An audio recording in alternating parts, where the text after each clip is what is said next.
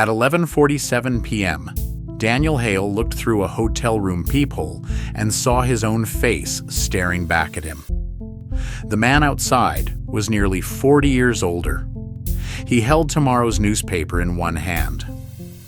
"Don't open the door," the old man said. "Not until you understand which one of us the headline means." Daniel tightened his grip on the lock. "Who are you?" The old man gave a tired smile. "I'm what happens if you survive tonight." For a moment, neither Daniel moved. Then the old man began explaining. The newspapers did not come from tomorrow. They came from Daniel's tomorrow, 38 years in the future. The Morning Chronicle had never been a real newspaper. Decades from now, older Daniel would find an abandoned printing press beneath a condemned newspaper office. The machines had no power, but every morning at 6:17, one press began moving by itself. The first page it printed showed an event from the previous day, an event Daniel remembered changing. That was how the old man learned the press was connected to his past. He fed the machine a blank sheet and wrote a warning in the margin. 38 years earlier, young Daniel found the same words inside his newspaper. The message had crossed the impossible distance intact. From that moment, the old man knew he could write backward through time. He used it carefully at first. He warned his younger self about accidents. He prevented disasters. He saved strangers he would never meet. But every changed headline made the connection stronger. Soon, he used the papers for smaller things: money, influence, control. He avoided every loss before it reached him, until nothing in his life happened by chance. He knew which investments would rise, which rivals would fail, and which friends would betray him. Eventually, people stopped surprising him because he never allowed them the opportunity. He became wealthy, protected, and completely alone. The first 6 newspapers weren't warnings, the old man said. They were anchors. Each time you changed the future, you pulled our timelines closer together. Daniel looked at the clock. 11:51. And the 7th? The 7th opened the door. At midnight, the 2 versions of Daniel would occupy the same point in time, but the world would not allow the same identity to exist twice.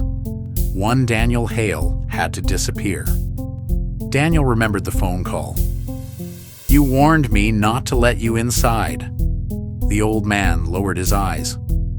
"I remember receiving that warning when I was your age. So tonight, I had to make the same call." The older Daniel admitted that part of him had wanted the warning to work. For 38 years, he had remembered the fear in his younger voice. But when his own death approached, regret had proved weaker than survival. "You could have stopped. I tried." The old man opened his coat. Beneath it, his shirt was stained with blood from no visible wound. His hands trembled. "Tomorrow morning, my heart fails. The newspaper printed my death months ago. I changed the hospital, the doctor, the medication. Every version ended the same way." Daniel finally understood. The old man had not come to save him. He had come to replace him.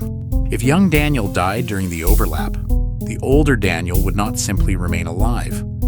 The rewritten timeline would place him inside the younger life, with 38 years restored. "You sent every newspaper," Daniel said.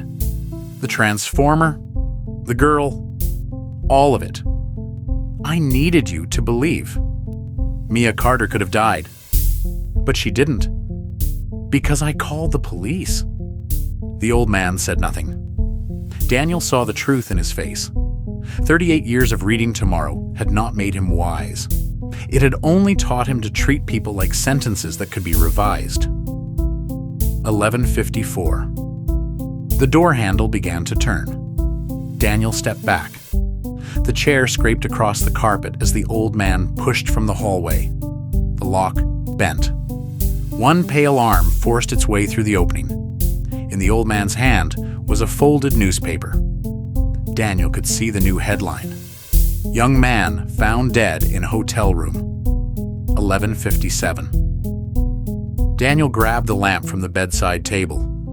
He could strike the old man, force the door closed, and perhaps save himself. Then he remembered the wording on his own front page. It had not said a young man would die. It had not given an age. It had printed only one name: Daniel Hale. The old man pushed harder. "Do it!" he shouted. "Fight me!" Daniel raised the lamp. The newspaper changed again. The words "young man" blurred, vanished, and returned. The paper was waiting for Daniel to choose. 11:58. Daniel slowly lowered the lamp. The old man stared at him. "What are you doing?" "Nothing," Daniel replied. For 7 days, every prediction had controlled his next decision. "Run here. Call this number. Avoid that place. Fear this minute." For the first time, Daniel refused to cooperate. 11:59. The old man's expression changed, not to anger, to fear. The newspaper slipped from his fingers. His knees struck the hallway floor. Before the clock reached midnight, he collapsed in the doorway. The headline had come true. Daniel Hale was dead. Just not the Daniel everyone expected. The police arrived shortly afterward. The dead man carried no identification. His fingerprints matched Daniel's perfectly. So did his DNA. Yet the body appeared to be more than 70 years old. One detective asked Daniel whether the man was his father. Another placed Daniel's photograph beside the dead man's face and silently stepped away. Even the scar crossing the left eyebrow was identical, only separated by decades of age. Daniel looked at the 7 newspapers sealed inside evidence bags. "No," he said. "He was nobody." Daniel answered questions until sunrise. When he finally returned home, the hallway was silent. Rainwater still shone on the floor outside his apartment. The clock inside struck 6:17. A newspaper slid beneath his door. Daniel did not touch it. From where he stood, he could read the headline: "Old man found dead. Younger self survives." For one glorious moment, Daniel believed it was over. Then a second line printed itself beneath the first. 38 years until he tries again. Daniel stared at the paper. Far in the future, beneath a condemned newspaper office, an old man with Daniel's face placed his hands on a silent printing press. The machine came alive at exactly 6:17 and began printing the first edition.